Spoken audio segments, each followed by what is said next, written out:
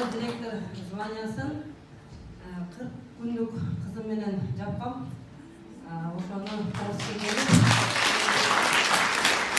коробка кабарларды бошотуп, қызым уктап калса коробканын ичине жатырып койдум. Анан ошол жерде шакадин жана шактыба деген сабак өтчүм.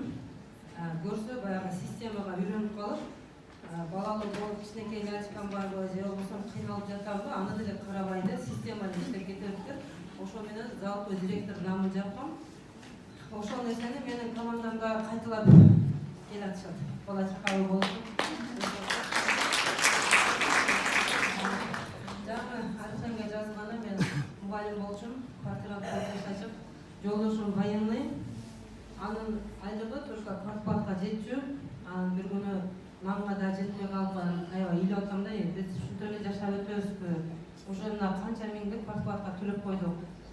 Үйлүү болбойлубу десем, күйөөм айтат, мен үй алып берет, апам өтүп кеткен. Апам кары, не болсо ошентип жашайбыз. Мен эмне сага урук кылайынбы? Каткандан жыйылганбы, ошону бөлүп жесең менен жашайсың дейт да. Ошол күнү мен түнүмен уктабай чыккам. Кантип үй алса болот экен, үйдүн акчасын уксам, $1000 деселе көзүмен жашагат да. Өз айлыгыбыз 1000 сом болсо, анан кийин $20000 картан табабыз депчи. Өмүрүндө үй албайт деп ойлогом да. Анан кийин ушунчалык тилеген экен, компания Арифемге жазылып калдым, коллегам аркылуу. Ошондон көп товар сатсам, акча көп табасың дегенди түшүнүп алыптырмын. Анан ошондо 2 жыл только товар сатып эле Арифемден пул таап жүрдүм. Ошол малда баягы жүрөгүмдө үйүм жок, мечтам болгондуктан 9% деле участок алганбыз.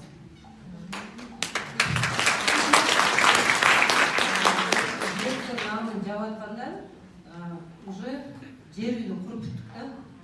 Заводдон центрден квартира алдык, $25000-чы. Арифемде чындыгында эки эмне үчүн келген болсо, ошону сөзсүз табат. Өзүңөргө ишенгиле. Эгерде акча табам десеңер, бизге окшоп анда акча табасыңар. Себеби бир эле квартира эмес, мен Оштон квартира алдым. Бишкектен жакын алып атам. Москвадан алам деген мечтам бар. Андан сырткары эмнени таптым? Баягы азыр эле шазыда айтып келдим. Аял кишидей болуш керек да, ушунчалык өзүн караш керек, өзүн сүйүш керек деп семинарлар окуганда, ошону окуй беребиз, анан айтам да, мен аял киши ички $100 кийсин деп окутат бир семинардачы. Акча суккузу каяктан келди деп мен. Мен деле акчам жок үчүн кийбей жүргөнмүн да дейм да. Ошон үчүн 9%ге чыкканда аракет кылгыла. 9%-тен кийин уже акча кармаса болот. Конференция дегенге уже 9 мамлекетке бардым. Ошондо биринчи мамлекетке бир каталог жетпей калып барбай калгам. Ошондон кийин аябай жакшы тандай турган болуп калгам. 17 каталогду таблица математиканы билесиңер, сызам. 17-нин түбүндө ар каталог 2ден кармасам 34, 17 каталог 34 болот. Ошол 34-тү аткарсам, залдуу конференцияга жылга барам. Ар каталогдо ошо 2 плюс 2 деп, мен ошо 2-ни кошуп эле планым аткарам. Анан команданы караганда кээде баягы уктап калат, кээде настроениясы болбой калат. Анан ошол команданын түбүнө түшүп, мероприятие өткөрүп баштайм. Ал команда эмне кылат? Мисалы, компания бул теоретически үйрөтөт, а бирок биз ошонун практически аткарганда кичине мындай эмелер чыгат, башкача методдору, бирок ошону кастак катары, сөк катары алып туруп, мисалы, девичник өткөргөндө дегенде, действительно девичник мындай чоң залдарда, сонун оформление залдарда бизде болбойт. Бизде айында билесиңер касса деген болот. Эр кабинаға кире касса өткөрөбүз. Биз девичник ошол да. Ошол жерде кеңешилер, анан алар баягы продукцияны кармап, эми колдонуп көргөнгө дагы эме болот. Анан тамак жеп атканда аялдар көбүрөөк колдонот косметиканы. Мен колдонсам болот. Анан ошол планды аткарганда лидер өзү аткарыла турган мероприятиялар чыгат. Мисалы, кассаны өткөргөндө ар бир эле аял тойго барбайт да. Ар бир аял кассаны өткөрүп алат. Ошол ошону кайталап кетишкенден кийин мен ал команданы киригишип анын командасынын кассасына эле барбай калам. Анан уже жаңы касса түзүп баштайм. Ошондон эле уже рекрутированиянын wellness knowledge рекрутированияны биз ошол мероприятие менен жүргүзүп баштайбыз. Эгерде ушундай пландар бар болсо, анда бир жумада бир жолу минимум касса өткөрсөңүздөр, анда 3 неделяда 5 адам жазылса дагы 15 адам ошо 15% рекрутированияны план аткарып аласыздар.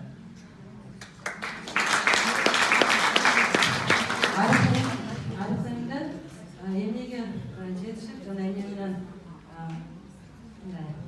гадис этесиң деген суроо бар экен. Жашоодо биз эмне менен бактылуубуз? Бизден дагы биздин балдарыбыздын ийгилигине бактылуубуз. Эгерде аял өтө акылдуу жана өтө күчтүү аял болсо, анын күйөөсүнөн эле байкасаң болот да. Анын күйөөсү өтө сонун болот да. Сонун кыдырып алган болот да. Бул жерде дагы анын күйөөдөн кийин бала жаштай алат. Экөө гармония болгондо, андай ешкандай үйдө тынчтык болгондо, балам айтат го, айтканымды кылбайт, кылганымды кылат депчи. Ошол сени көрүп, мен путешествияларда сүрөт жөнөтүп ушантып жүрсөм, мен балдарым өзүнчө эле келип, путешествие барабыз дейт. Аларга ошо кар ойноп келген путешествие, ысыкырлап келген путешествие ушинтип эле иштеп жүрө беремби, пул табам, үй кылдым, мына деп эле баягы путешествияны мечтать этип, ошол баягы ата-эненин, особенно мен өзүм конференцияга барганда, менин командамда анча чоң желание болгон эмес путешествиягачы.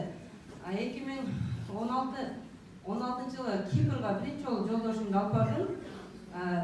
Валенсияга 2015 алып бардым. Анан кийин Пальма де Майоркага бардык, Мадридке бардык. 4 жолу уже жолдошум экөөбүз путешествияга чыкканда менин командамда ойгоно башташты да. Баягы семейный дагы бул жерде иштесе болот экен, семейный эс алса болот экен. Билесиздер, аял бир жак келсе күйөөсү эч звонок эткан, кайда жүрөсүң деп эле. Эс алган телефондон унутуп калат. Ошон үчүн баягы жолдошум жанында, жаман жолдошум болсо жанында жүрөм.